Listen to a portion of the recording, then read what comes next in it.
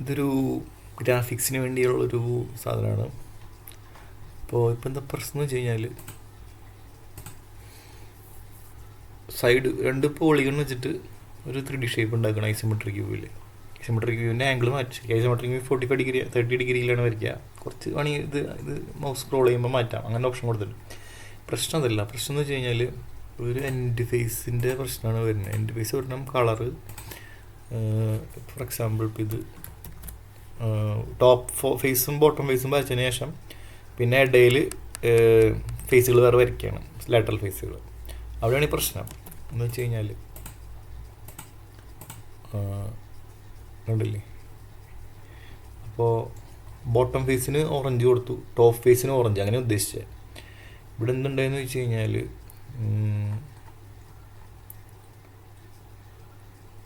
ഇവിടെ ഒരു പ്രശ്നം തോന്നണല്ലേ. ഇത് ബോട്ടം ഫേസ് ഓക്കെ, അത് ഓറഞ്ച് കറക്കിയിട്ട് വിടാൻ വരെ അപ്പം ഇപ്പുറത്ത് അടിക്കുകയാണെങ്കിൽ കറക്കാം കേട്ടോ. ഇതിൽ നിന്നും മനസ്സിലാവണത് ഇതിപ്പോൾ ബോട്ടം ഫേസ് ആണെങ്കിൽ ഇത് ഓറഞ്ച്, ടോപ്പ് ഫേസ് കൊണ്ട് ഇനി ഓറഞ്ച് വരുന്നുണ്ട്. പക്ഷെ ഇവിടെ വന്നിട്ടുള്ളത് ഓറഞ്ച് പറഞ്ഞാൽ വേറെ കളർ അടിച്ചു നോക്കിയാൽ അറിയുള്ളൂ. ഇത് ശരിയാവണില്ല, ഒരു മിസ് മാച്ച്, ഒരു ഉദ്ദേശിച്ച പോലെ വരുന്നില്ല. ഈ ഫേസിന് കളർ കൊടുത്തിട്ടുണ്ട്, ഇനി ഈ ഫേസിന് കളർ കൊടുത്തിട്ട് അത് തിരിച്ചു നോക്കിയാൽ അറിയാൻ പറ്റുള്ളൂ. അതാണ് ഇവിടുത്തെ പ്രശ്നം. പ്രതീക്ഷിച്ചത് മുകളിലും ഓറഞ്ച് മൊത്തം വരുന്നതാണ് പ്രതീക്ഷിച്ചത്. അത് ഇനി നമ്മളത് ഒന്ന് മാറ്റിയിട്ട് ഒരു വെർട്ടെക്സ് വരയ്ക്കാണ്ട് നോക്കി കഴിഞ്ഞാൽ ഒരു വെർട്ടെക്സ് വരയ്ക്കാണ്ട് നോക്കാം നമുക്ക് ലാസ്റ്റ്.